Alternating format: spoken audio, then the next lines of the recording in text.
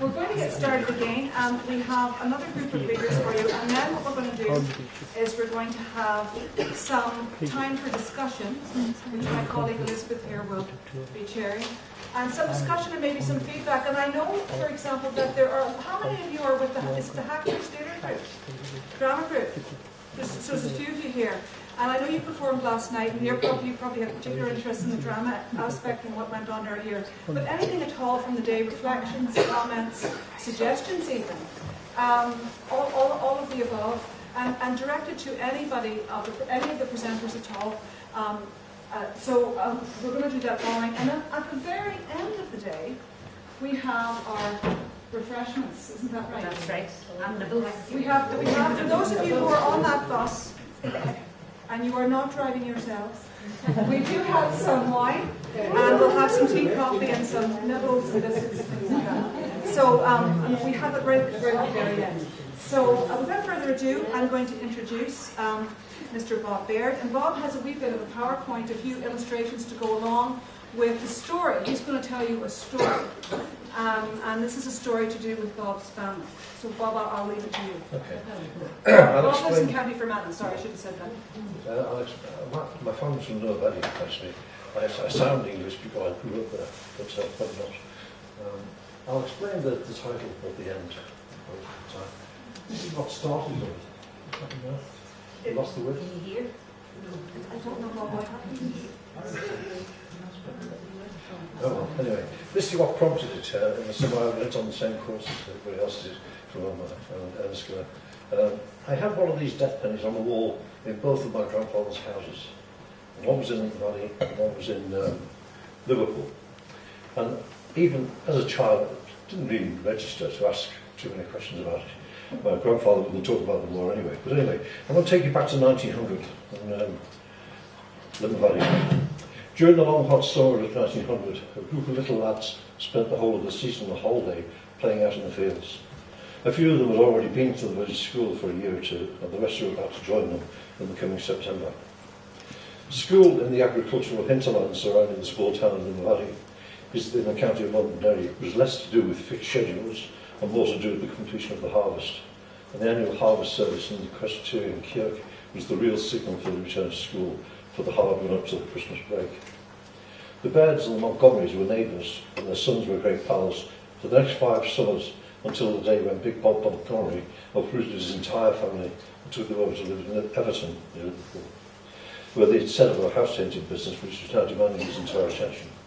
The 2 sons, Robert and Samuel, accepted the inevitable and quickly settled down to their new life in a busy city, which came as quite a shock after the rural lifestyle they previously enjoyed with their pals Tommy and Jamie Baird back in the valley. In the succeeding years, the youngsters grew into adults. The Baird lads started life on the farm, while the Montgomery boys naturally followed their father into the house-painting business. At the time, life seemed to be endless with their futures pretty much lapped out for them. However, at a national and worse still, an international level, a disaster was looming which would change their lives forever. Both families kept up with each other largely because their mothers were cousins and corresponded regularly with news of local events in the Farming Valley and the hectic life in the big city, and the World War, as it was now being referred to, hardly affected either family. In an attempt to ramp up what was beginning to become almost an embarrassment in Whitehall, Lord Kitchener started a direct appeal for more men to join what the Kaiser was beginning to call this contemptible little army. Across the length and breadth of Great Britain, many of the cities were now forming PALS battalions.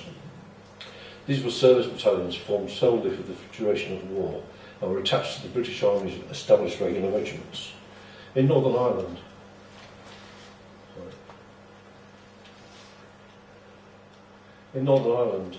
things were slightly different, and the need for more troops resolving a rising political problem, which was likely to turn into civil war. Sir Edward Carson was building a private army known as the Ulster Volunteer Force in response to parliamentary plans for Home Rule. The outbreak of war was acknowledged by Sir Edward, and on the 7th of September 1914 he called on all members of the UVF to enlist in the newly formed Ulster Division of the British Army. This group formed the bulk and core of the 10th Battalion of the Royal Enniskillen Fusiliers, otherwise known as the Days. At Christmas and against his father's wishes, young Robert Montgomery talked his elder brother Samuel into travelling across to their hometown in Mellon to join their local regiment, the Royal Engineering Fusiliers. They were advised to travel to Omagh, where the 10th Battalion was being enlisted, and in due course they were signed up and sent straight over to Finner Camp in Donegal, where they ran into their childhood friend, Thomas Baird.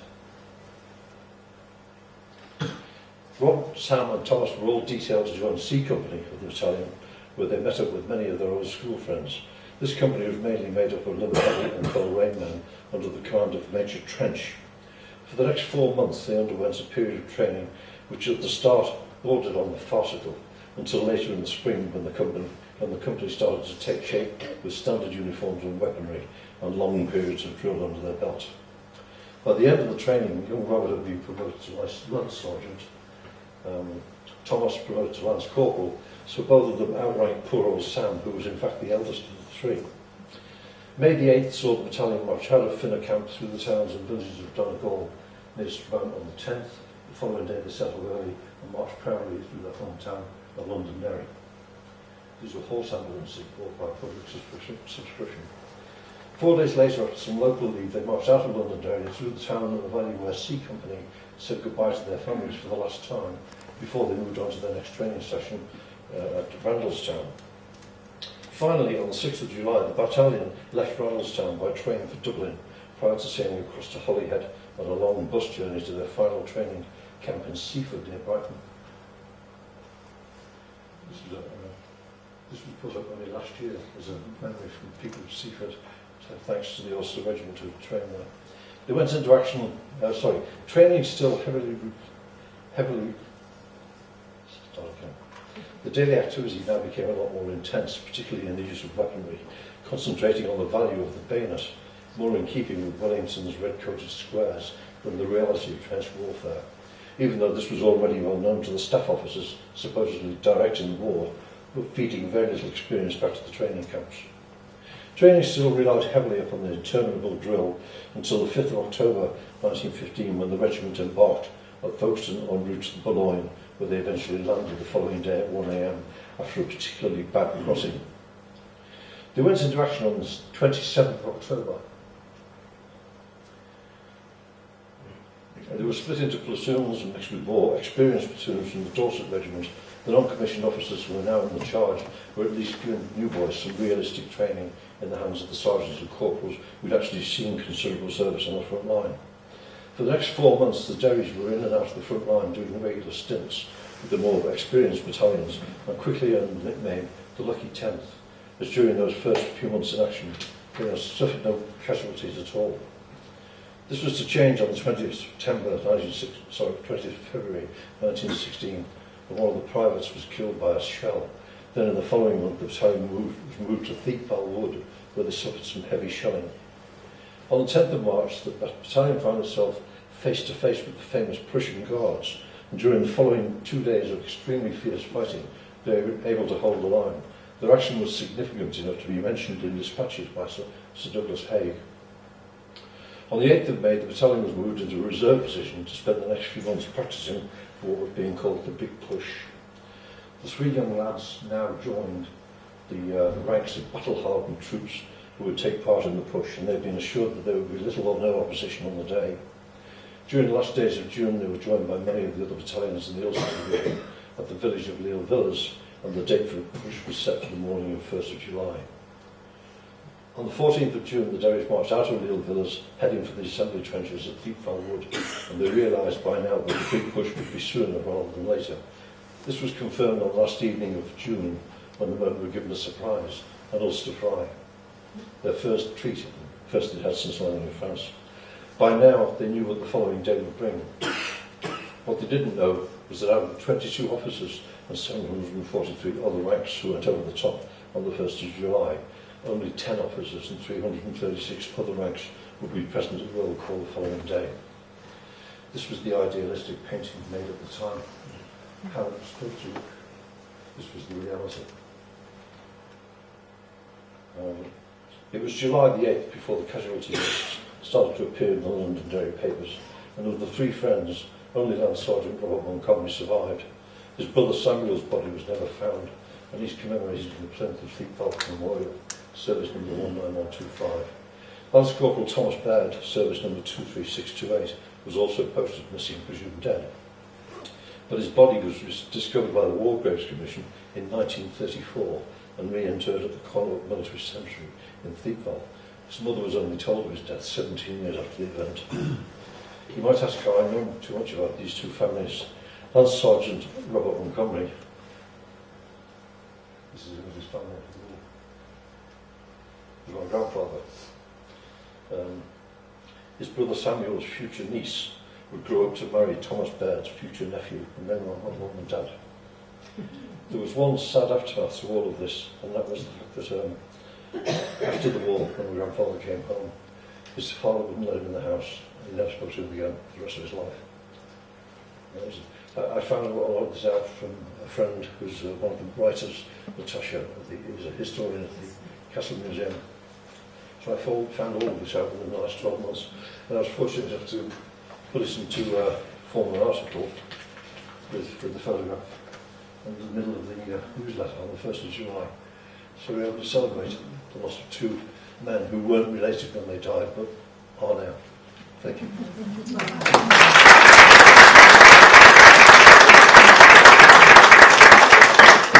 you very much, Paul.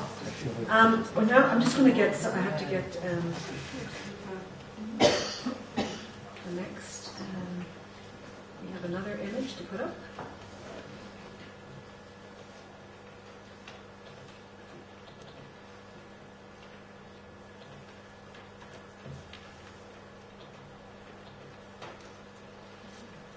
So we now have Jenny Bryan again, who you heard earlier in the church so evocatively. And Jenny, you're going to read two poems? Okay. Thank you.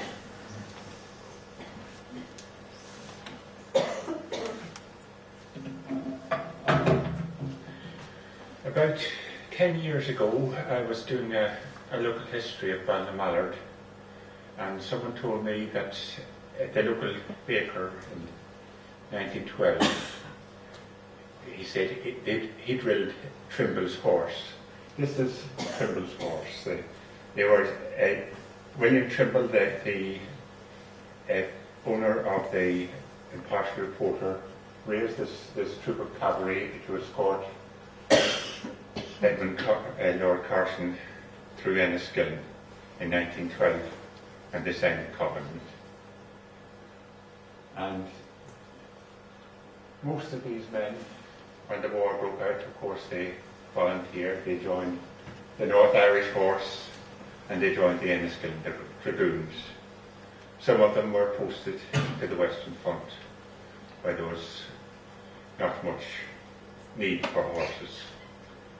And they served there until the final months of the war, and you hear a little what happened then in the poems.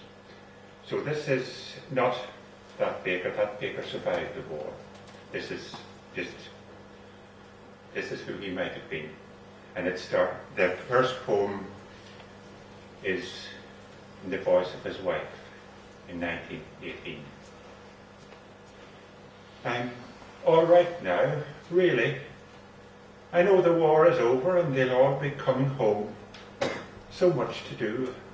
I wouldn't want to have them think I let the business go. My baker man, you looked so grand in 1912 for Trimble's horse, escorting Carson through the town. Lances and banners all aflutter like the knights of old.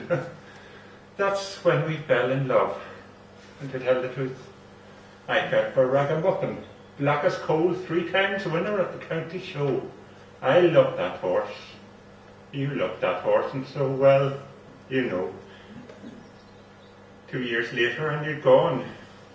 For king and country, Trimble said, join the Dragoons. I never ever thought that I would be up every morning, 4 o'clock, lighting the ovens, mixing dough.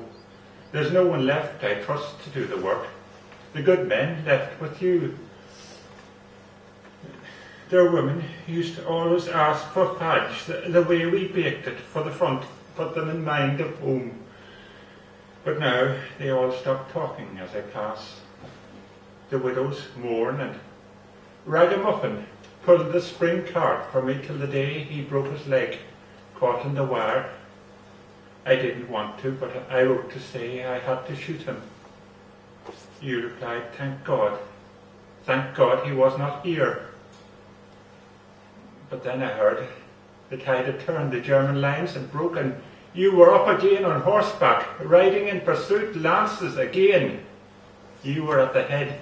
I know, I read about that charge. I tore the paper up to start the kindling. In the morning dark I heard it crackling and recalled it said, against machine guns, men and horses, none came back. I'm all right now, really. I know the war is over, so before I light the fires, I will go again out to the dark and listen for your hoofbeats on the street when Ragamuffin brings you home.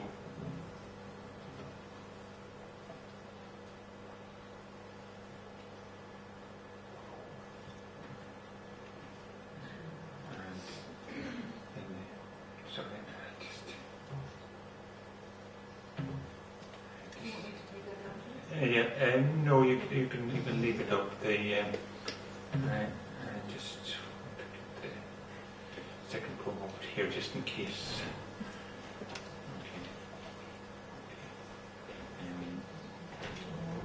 Yes, and this second poem, I wrote that one for the workshop, and then I wrote a second poem to match it, and this is the voice of the baker. Once we were proud.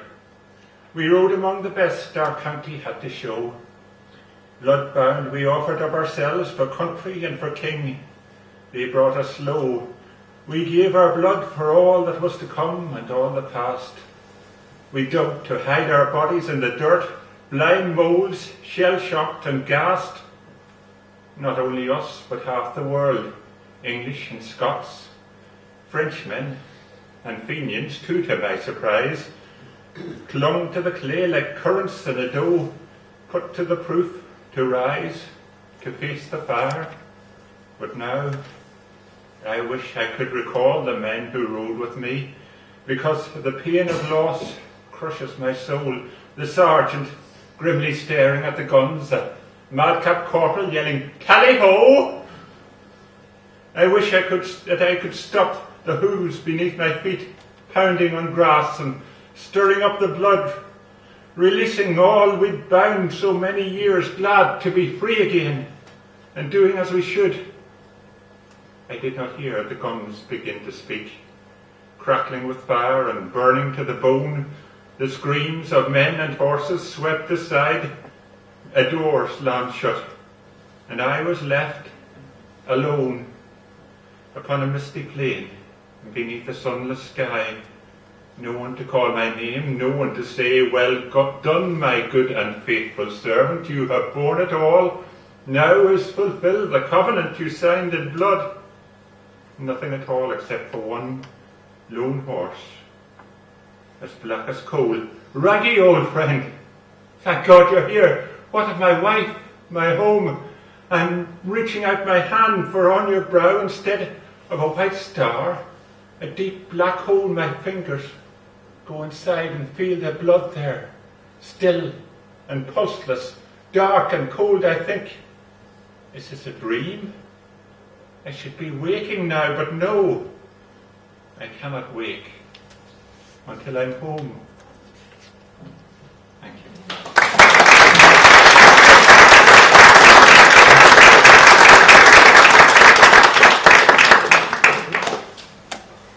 Thank you, Jenny.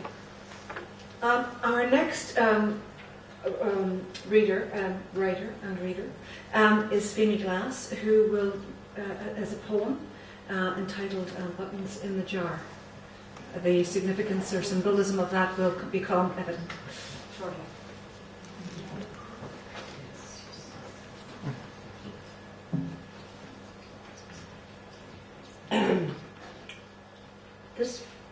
poem represents the women who, after such a bloody conflict, were left behind, and it's called Buttons in a Jar. Tight packed and jumbled in a jar, four-eyed and two-eyed as buttons are, ready for fingers to patiently sew, setting apart, selecting the colour, big and small clink behind the glass, waiting for needle and thread to pass. Weaving in and out, the needle will pass, through eyes hidden in the dusty jar, some large, some small, some made of glass, a myriad of long-lost buttons, a multi-mix of vivid colour, lovingly stowed and ready to use, to sew. Memories come flooding as she sews, as a thimble helps the needle pass, a posy bright with autumn colour, their love embalmed within the jar. The gown of white and pearl buttons, his face reflected in the glass. A soldier proud within the glass, his broken body her needle could not sew. King and country for a button, no children at his knee or wisdom pass. Just lonely years locked in a jar, a medal black and devoid of colour. Grey battlefields, no victory colour, no armour plate, no bulletproof glass, to stop the bloody bombs that jar, no shroud, no body left to sew. Her loss of him will never pass, his sacrifice for a shiny button.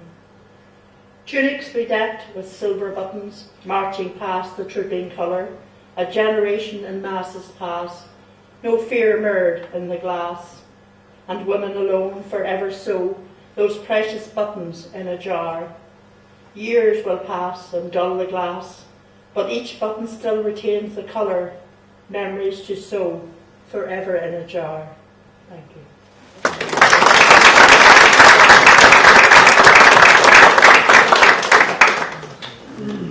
Thank you very much, Amy. Now we have a poem with John James and John Monaghan. Do you want to come up and introduce it? Are there others of you performing it, or you're going to alternate maybe? Yes. Would you need help with Bob and Jenny? Okay.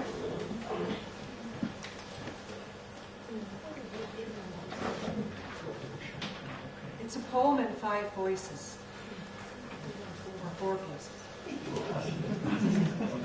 It was written by John's mother, Anna James, who's the lady sitting here in the front in the wheelchair, and it's based on Bruegel's painting, which well, we can pass one of these round so you can have a look at her painting of 4 damaged soldiers, and she called it The Band of Blind and Buggered, and there are 5 different people speaking. So we'll go John. Go first. Yeah. First one is a Welsh voice, Hugh. Hugh, first in line, as I have some vision, slightly blurred. I am well used to the dark as a miner. I must find a way to live like this. At least I can still sing. Oh God, what a needless war. Apprentice. I joined up to get away. Goodbye to the windy island, isolated with bloody sheep. Got to London. What a revelation. Warmth and cultured people. I was eating a meal when all hell broke loose. Now all is darkness. Not going back to Orkney. London south too. Go south to find something to do.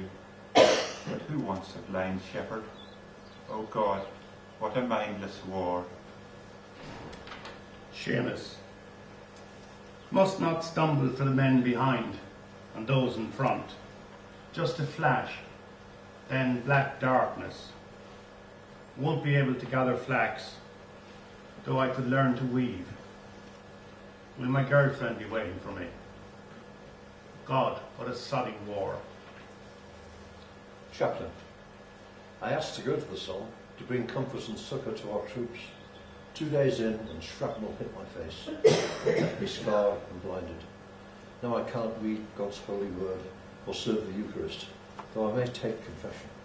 Oh God, what an ungodly war. Lance, I, enlisted as my family expected. For centuries we have served our country, blinded now and incapable of walking upright. Will I be able to ride a horse? No more hunting, though fishing is possible. My brother will take over our estate. God, what a wasteful war. Thank you.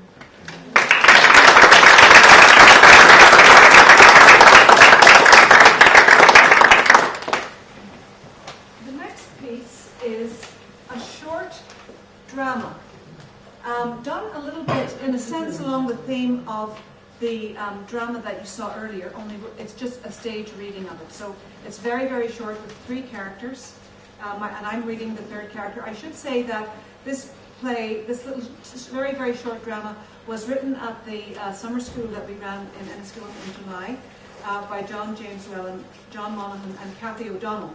So Cathy O'Donnell from Omagh is not here, and I am Cathy O'Donnell, now acting Cathy O'Donnell, essentially taking her part. So perhaps, John, you would like to say, because I didn't actually write this. Yeah. The first letter actually is a letter written by a character called Frank to his cousin Risa, and that actually was given to us. It was one of the things that was handed to us as a potential prompt for what we were doing. And there was a photograph of two soldiers standing together, and the 2 soldiers standing together like that, and the actual postcard was transcribed and on the side. So, being writers, as I said earlier on, we react to words probably more than we do to other things. So we took the postcard and we thought that, right, we will do a response from his cousin to him, and we decided that the 2 soldiers were friends, and that Frank, James, the other character, was married to Frank's cousin Risa. So that's the sort of scenario that we had in our heads. So this is what we tell. John is going to read Frank's part. Joanne's going to do Risa, and I will do James. My dear cousin Risa, what side of yon bush did the rose spring from? Just a postcard to acknowledge your welcome letter received some weeks ago. Feels like a lifetime. I would have written a few lines before this if I'd not been expected to go on leave any time. Heaven forfend. But it seems now that leave has been put back for a few weeks on account of things being a bit unsettled. Bloody Fritz and this bloody war. I am having a tip-top time, as Colonel Stupid Platt says out here. Wherever here is.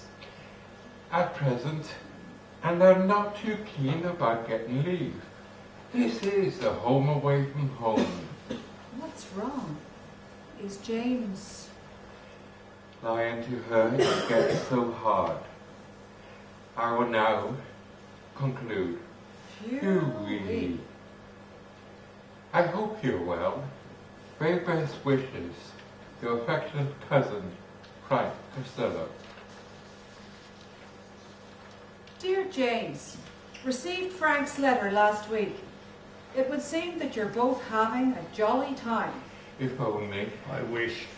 It will soon be Christmas, and I'm so glad to hear that you'll probably not be home.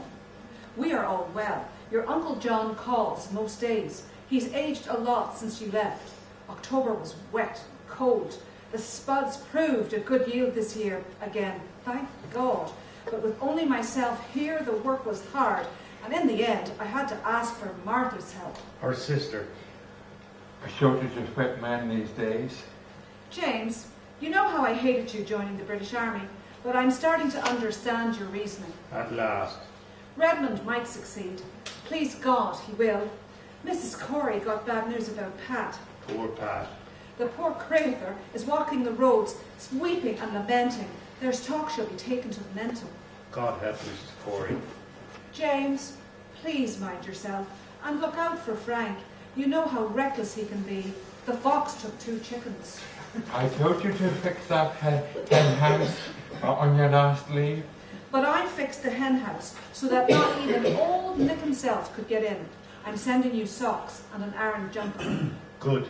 We need the warmth for the winter. Come back safe, James. I'll be needing you. I wonder why she said that. I'm pregnant. Love from your wife, Risa. My dear Risa, Frank is writing this for me. I hope when you get this, everything is well with you and the family. Is your mum still there in the cottage? She went home last week. I'm pleased the potato crop turned out so good.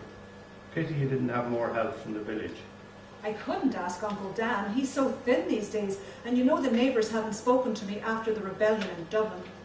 Things have settled a bit since Frank's brought to you. I'm hopeful for leave soon. I'd love to have Christmas at home. Frank wants this business over with now. Your loving husband, James. That's part of it. So that's the actual drama.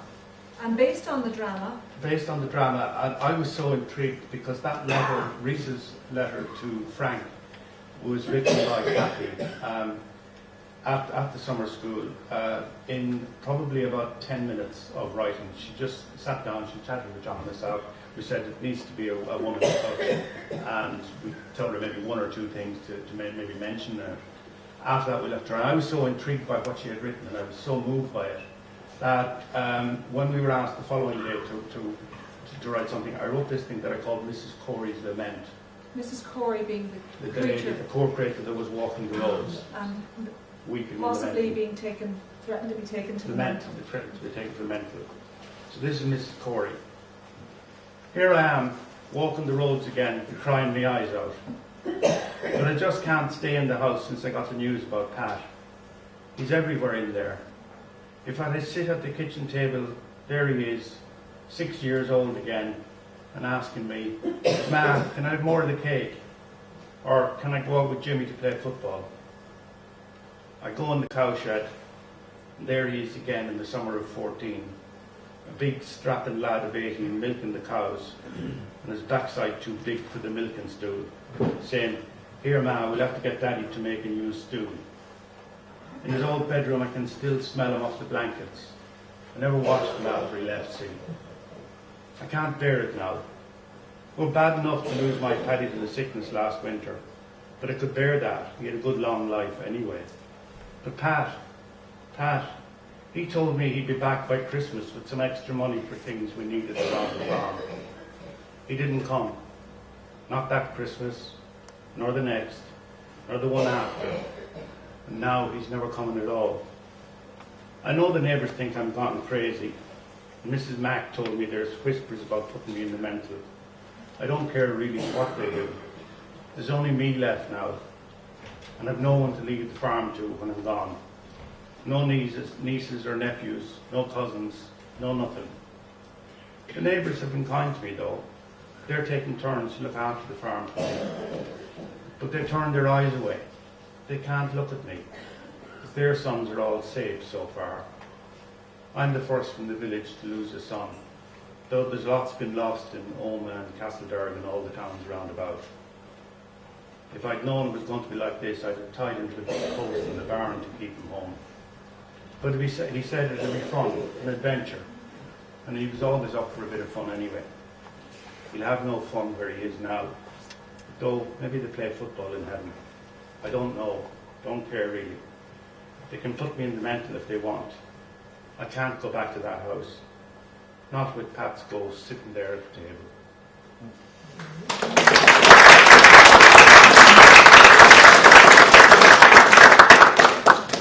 Our last piece is another poem, and again we're going to have this performed by Paddy Montague. By the way, those of you who think that Paddy Montague looks a wee bit familiar, you may have seen him on Lesser Spotted Ulster on occasion. So the other thing is, I should say, Paddy is very modest, and he has a book of poetry being launched this week on Wednesday evening at 7:30 at the Omagh Library. So Paddy is a very talented man. But today, Paddy is going to read a poem by the man known as the Bard of Tyrone, W.F. Marshall. And you can introduce that Paddy.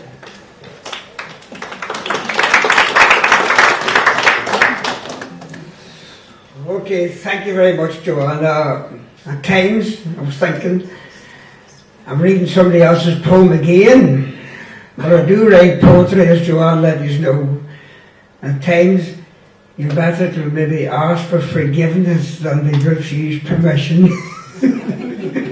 So, as Joanne says, if you don't believe that I do write poetry, come along to the library at 7 o'clock on Wednesday evening, and you may discover that I do write a wee bit of poetry. So I'll just leave it at that. Thank you very much. Now I'm going to do The Lad by W.F. Marshall. He was no great offset anyway, the Scotchers times ago, for the drink had follied the most of them that rot among the toe. Plenishment they've little or none, except for what they'd steal. They'd make the children go out and beg for gopage of oaten meal. And over the Scotcher that rotten Shane, he was a drunken scrub, but he reared a son, and I mind that son, a smart wee lump of a cub. His clothes was wings and his cap was tore, and his fire was a fire by the kill, and he went to school on his wee bare feet and never got half his fill. Above the mill was a queer big hill, you could see to the graveyard wall, to the market house, the station gates, and the new Hibernian wall. You'd hear him singing going up the hill, but the dear God knows why he sung, for the people thought they would see the day when his dog would sure be hung. When the 12th was near, you'd hear him march with his drumsticks in his hand. Boys, he was prime on a double rowl on the lid of the old tin can. He played on his loan, for other folks were ashamed of him and his rags. He thrinned a hoop and waded his burning ginnel for sprickly bags. I mind the year he took up with me, the ploughing had just begun. I watched him lead the horses round, the drunken Scotcher's son. Little I thought that afterwards more than a son he'd be, for his father died at a water shop, and he came to live with me. He was odd in a way, I think he heard what nobody else could hear, and he seen what nobody else could see, the more his sight was clear. The top of the hill bewitched him still, and the flame at the mountain rim, and the running burn was best of all, for he said it sung to him. There were some that went as far to say he'd be sure to turn out wild, but the wee lad grew, and he grew man big, and he kept the heart of a child. The longer he lived about the place, the less I had to fear, for there never was a word from him that done me good to hear. I'm feeling old since he went away, aye, me sight is getting dim. I never asked to keep him back when they needed men like him, but he's sleeping now where the poppies grow, in the coat the bullets tore. What's a wheen of medals to me, and the poor wee lads no more. Thank you very much.